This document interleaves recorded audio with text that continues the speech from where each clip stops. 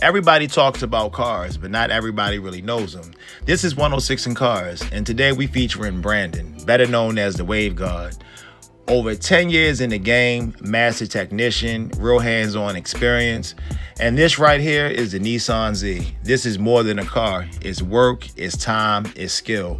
From the shop to building a name for himself, he put the time in. And he brings his own style to it too. Not just working, but he's showing his personality along the way. And when it's time to step on it, he backs it up. In this episode, we talk about the journey, the knowledge, and what it really takes to understand cars. Because anybody can buy a car, but not everybody knows how to avoid getting finesse. This is 106 in Cars.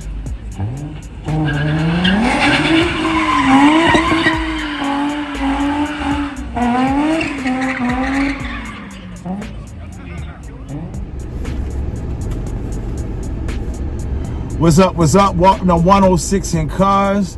I'm sitting with my man, the Wave God. For those who don't know who the Wave God is, tell them who the Wave God is. What up, though? That's just a nickname, but my name is Brandon, for real. A lot of people know me as Brandon or Wavy, but I'm just a guy that fixes cars. Okay. So you're a veteran master mechanic. How did that discipline shape how you approach the car in the business? Just experience, is like kind of like the best teacher of everything. Just going through the motions, learning things like over the years, and just seeing how, the job needs to be done versus how a lot of people actually execute. Doing it properly is kind of like what propelled me to like take it more seriously, and just kind of be one of the good ones, Got you. So what made you fall in love with sports cars specifically? I've loved cars for real, like my entire life. Really, it goes all the way back to, I was probably about like 6 or 7. One of my neighbors, my man Jay, rest in peace, he had an Integra. He used to zoom up and down the street and all of that. And I used to always like tag along, trying to watch him, soup his car up. And then my stepdad, he and his boys, they had a shop down there in Bladensburg or something or whatever, and they used to always have stuff like turbocharged this. That's the first time I seen a right-hand drive, like Skyline, all of that. And then I was like amazed when I was young, and it just something that stuck with me. And then beyond liking them, I was like, well, I want to learn how to fix them. I want to learn how to make them, faster. And one thing led to another, and that's pretty much it for me. Yeah, that's kind of similar to my backstory, but you took on the more fixing them. I came on selling them.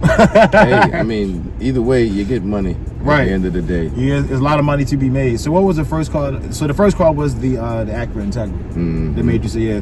So, all right. So this is where it separates you from, hold on. Scrap that, all right. So what's the average car buyer gets wrong every time? When it comes to cars in general. Something that I wouldn't, a Traverse, a Chevy Traverse, a Jeep Compass, oh God. So mainly some American cars. Yeah, unfortunately, there's a lack of quality there when it comes to the manufacturer side, unfortunately. But,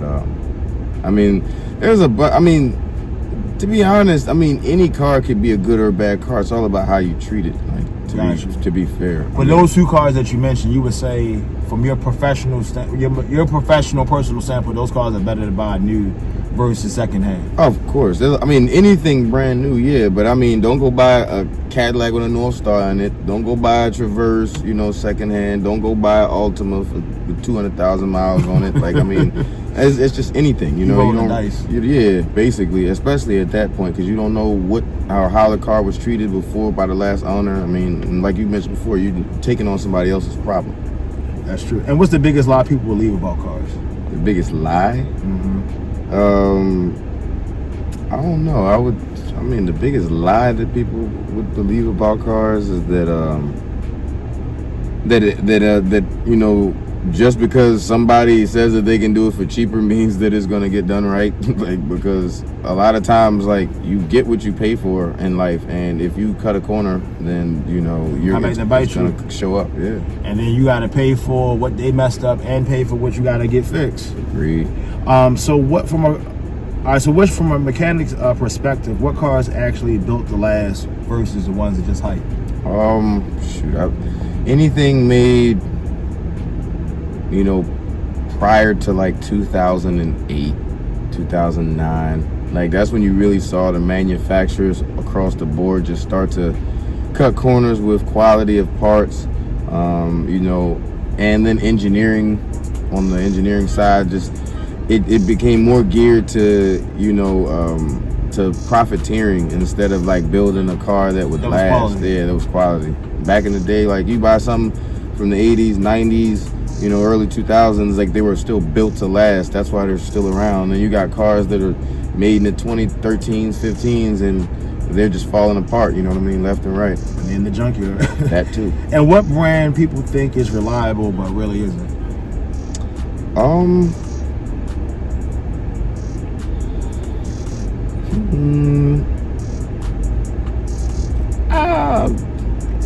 Anything Chrysler. Dodge, Chrysler. Because people think it's an American car, the parts are local. But Chrysler's like the one. Chrysler's like the the thought of the American car industry, because they're the only ones that have like had to go and outsource and go get in bed with another car manufacturer to keep their head above water. Whereas like when Ford did it with Jaguar, that was a legitimate joint venture because they were operating in the European market. Like when GM did it, they solidified themselves, and in the other part of the world, like you got Holden, you got Vauxhall, like you got other divisions of GM that are like actually good in quality. Chrysler, not so much. I mean, like, unfortunately, you can argue with me if you want, but I don't.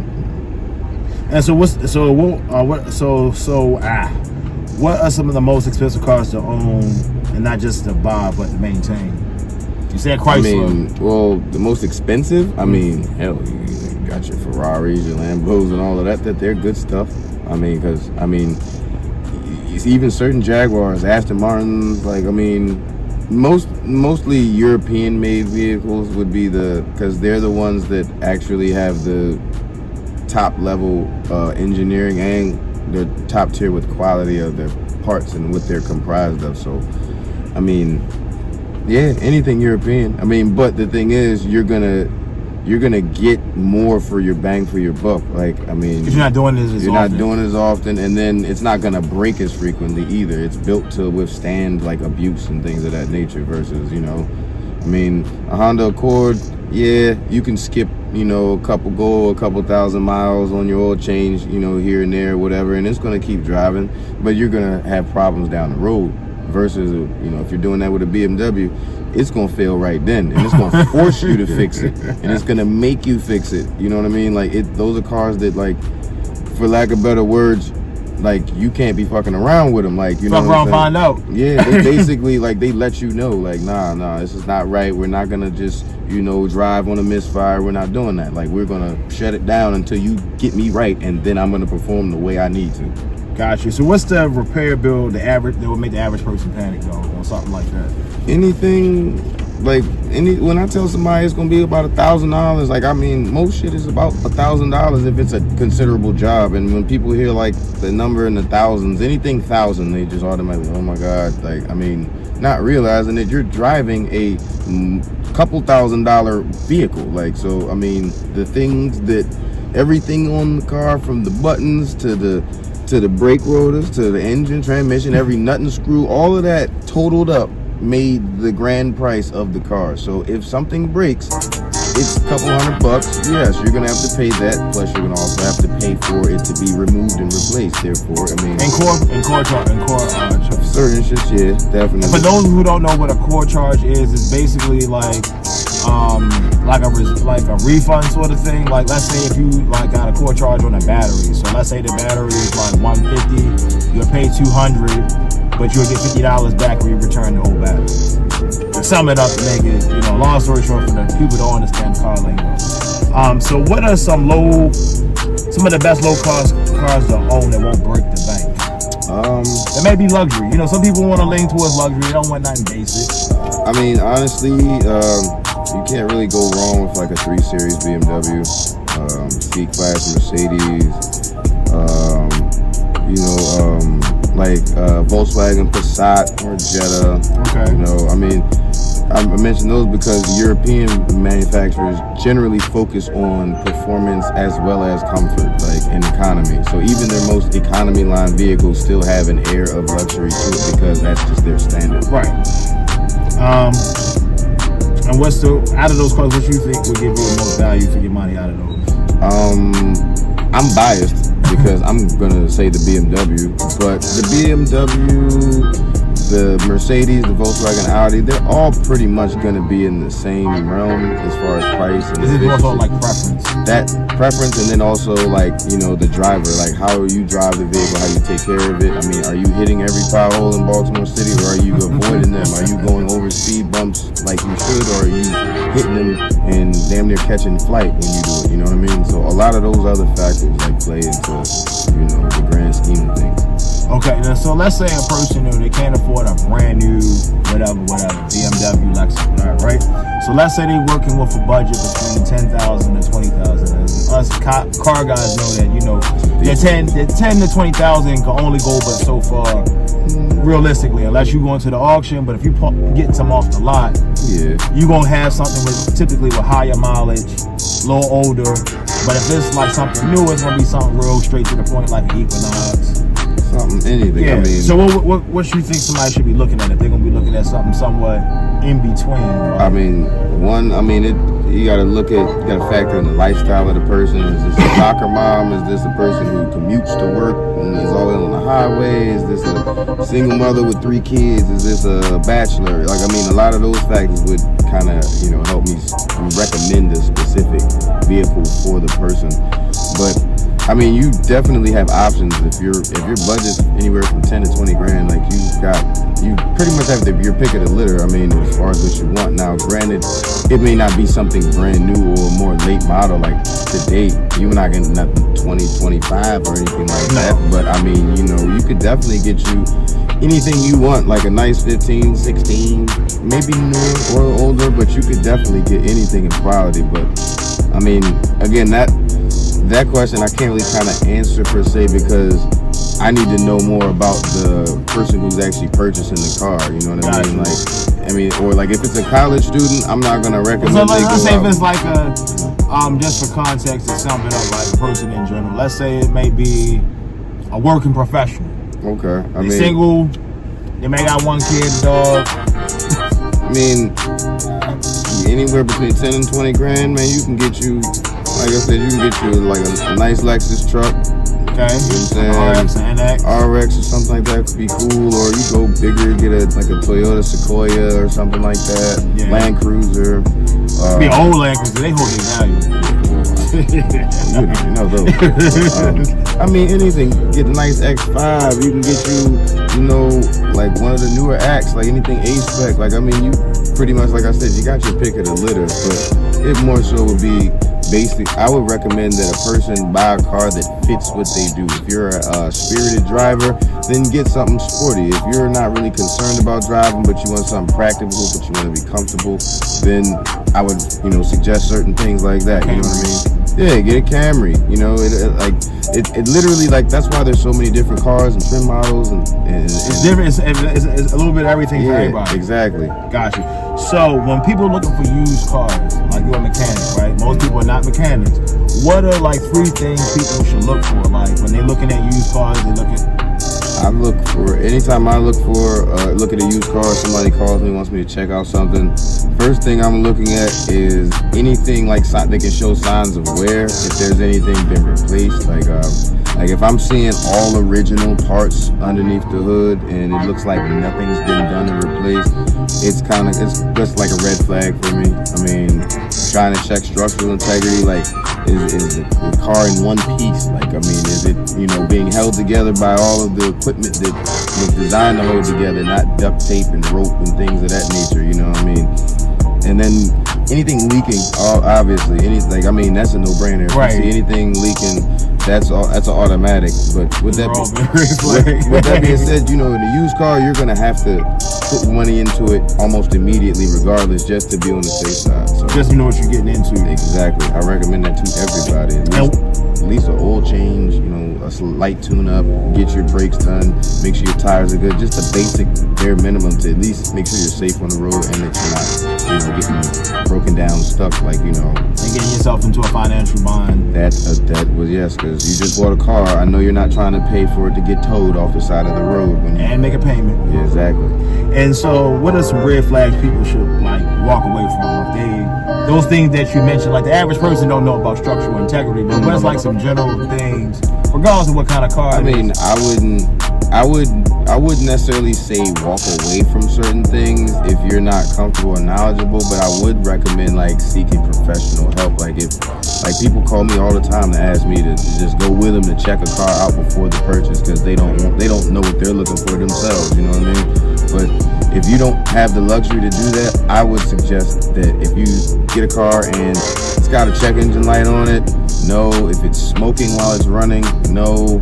If, you know, there's any type of like body damage, like, you know, the front bumper or the rear bumper or there's a dent in the door, I wouldn't recommend that either because you might have an underlying suspension issue. Who knows if the person hit something in the car or if something hit the car?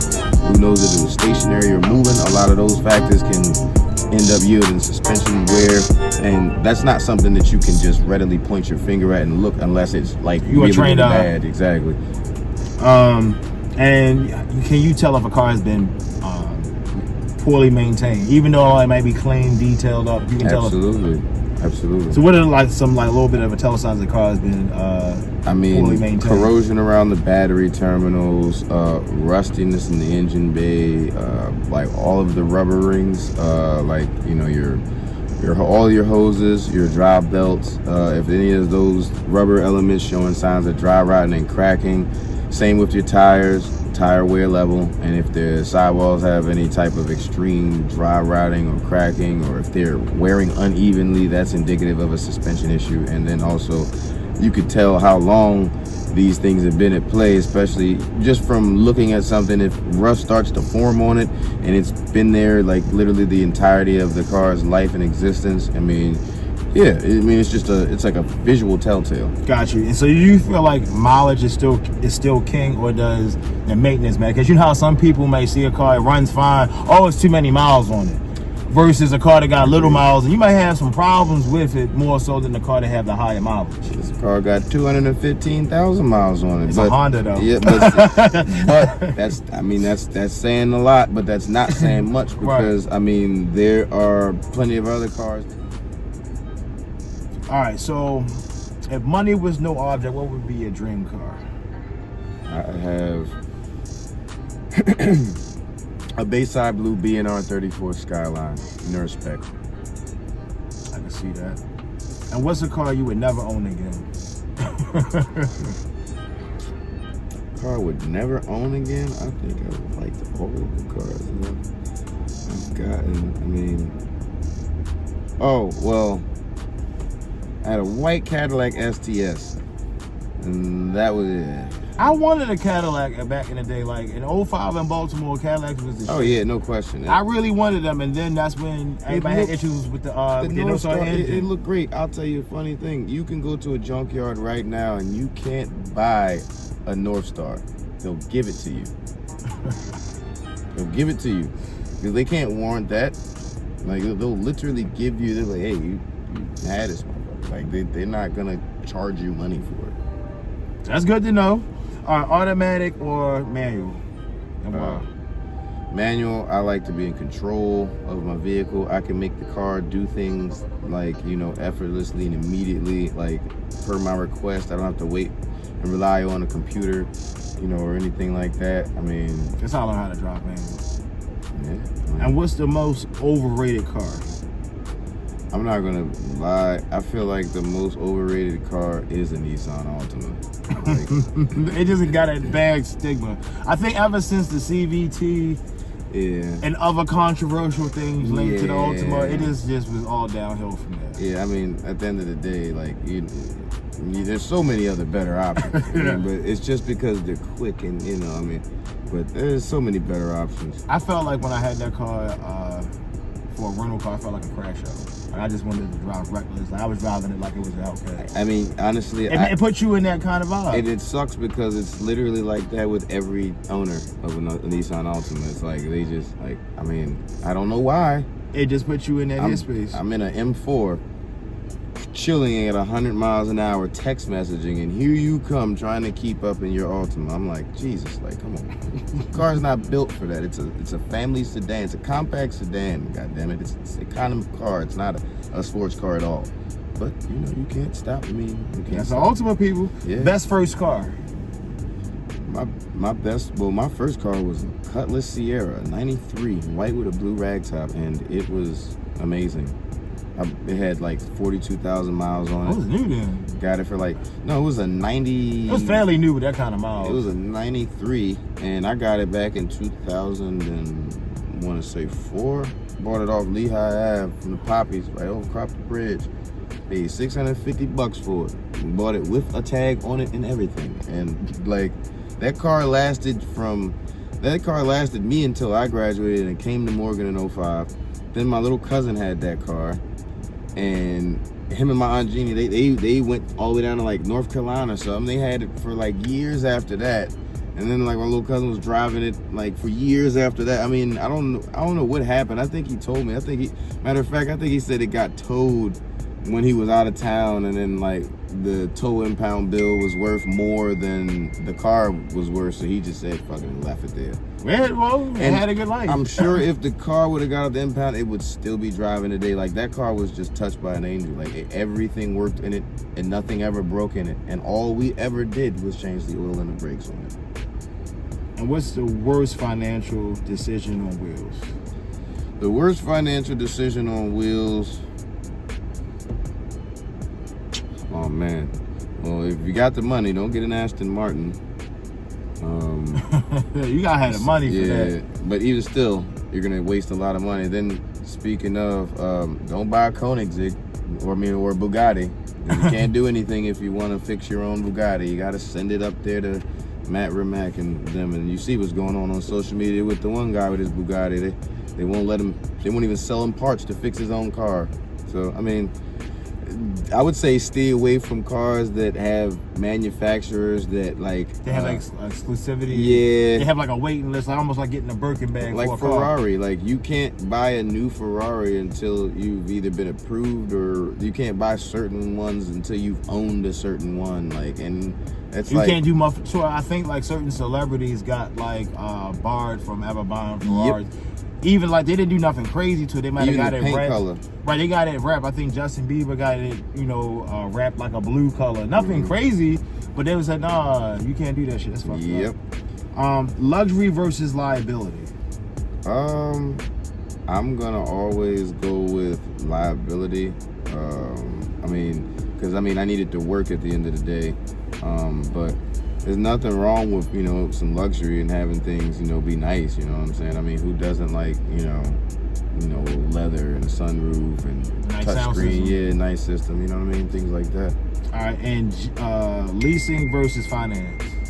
Well, that's your department. Okay. I mean, me personally, I honestly prefer to just buy outright if possible. Okay. I mean, Louis leans more on finance. Yeah. I'd rather just buy it outright. I don't want to have a monthly payment. I already got enough. Because that's another cool way for those who don't know. Like the leasing the car allows you to get a lower monthly payment on something newer than opposed to financing or whatever. That's another video, another time, another day. So if someone's about to buy a car tomorrow, what's one thing they need to remember? Don't get Virginia tags.